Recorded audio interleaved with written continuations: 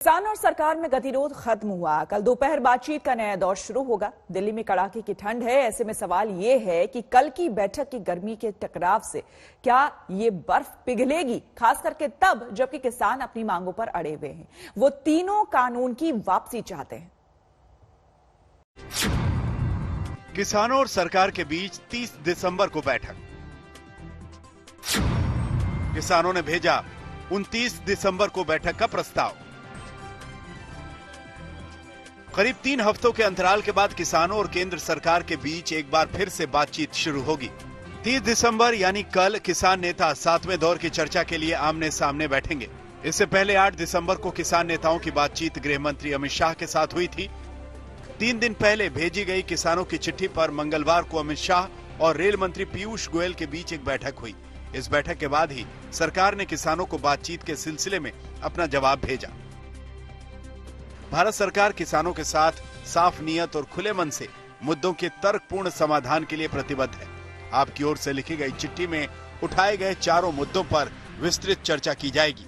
आपसे अनुरोध है कि 30 दिसंबर दोपहर 2 बजे विज्ञान भवन नई दिल्ली में केंद्रीय मंत्री स्तरीय समिति के साथ समाधान की बैठक में शामिल हों। हाँ, नहीं बदल दें तो उनकी भी वो रहनी चाहिए कि हम बड़े हैं, हमने अपने हिसाब से तारीख दी। बदल लें तो तारीख 30 में चले जाएंगे। और क्या पता वहां जाएगा भाई, मुकदमे से पहले किसे फैसले का पता है। हाँ, ये तो मुकदमा है, तो सरकार की पॉलिसी है किसको बैठना है किसको नहीं बैठना है। हम तो ये है कि किसानों की जो जत्थेबंदी है वो जाएगी। किसानों के साथ सरकार अब तक 6 दौर की बातचीत कर चुकी है, लेकिन किसान तीनों कानूनों को खारिज करने से कम पर कुछ भी कबूल करने को तैयार नहीं है। यहाँ तक कि किसान नेताओं ने जो बातचीत का प्रस्ताव भेजा था उसमें भी पहली शर्त यही है। देखिए किसानों के प्रस्ताव की 4 शर्तें, जिसके आधार पर अब 30 दिसंबर को बैठक होनी है। 3 कृषि कानून रद्द करने की प्रक्रिया पर सबसे पहले चर्चा हो।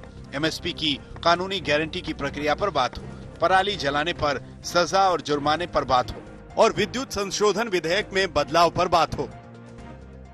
निश्चित रूप से कल जो बैठक होगी उसके अंदर हम आशावान हैं और सफलता मिलेगी कि एक समाधान तक पहुंच सकें।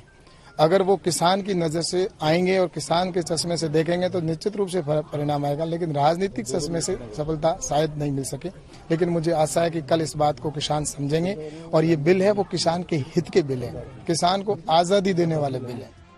सरकार को प्रस्ताव भेजने के साथ ही किसानों ने ये अल्टीमेटम भी दिया था कि आंदोलन और तेज होगा। दिल्ली की सीमाओं पर इसका असर भी दिखने लगा है। सिंघू बॉर्डर पर बड़ा मंच तैयार कर लिया गया है। टिकरी बॉर्डर पर भी आंदोलनकारियों की तादाद बढ़ रही है। उधर गाजीपुर बॉर्डर पर यूपी से किसान लगातार पहुंच रहे हैं। बिहार के नेता पप्पू यादव भी यहां किसानों का झंडा बुलंद करते दिखे। मंत्रियों के द्वारा दलाल कहना, उन्मादी कहना, आतंकवादी कहना, उग्रवादी कहना, खालिस्तानी कहना और फिर किसानों के मनोबल को तोड़ना। किसान की जो स्थिति है बिचौलियों के हाथ में आप कहते हो मैं निकालना चाहता हूं, तो आप बहुत क्लियर है कि आप बड़े बिचौलियों को, पूंजीपतियों को आप लाना चाहते हो। उधर केंद्र सरकार भी जवाबी रणनीति पर जोर शोर से काम कर रही है। कृषि मंत्री नरेंद्र सिंह तोमर से मुलाकात के लिए कई किसान संगठन लगातार पहुंच रहे हैं। इनकी यही अपील है कि नया कानून उनके हित में है और सरकार किसी भी दबाव में आकर कानूनों में बदलाव न करे। लिहाजा ये तो करीब करीब नामुमकिन लगता है कि आंदोलनकारी नेताओं की कानून वापस लेने की मांग पूरी होगी। इससे कम में क्या हो सकता है, ये कल ही तय होगा। दिल्ली से जितेंद्र बहादुर और कमलजीत संधू के साथ आज तक ब्यूरो।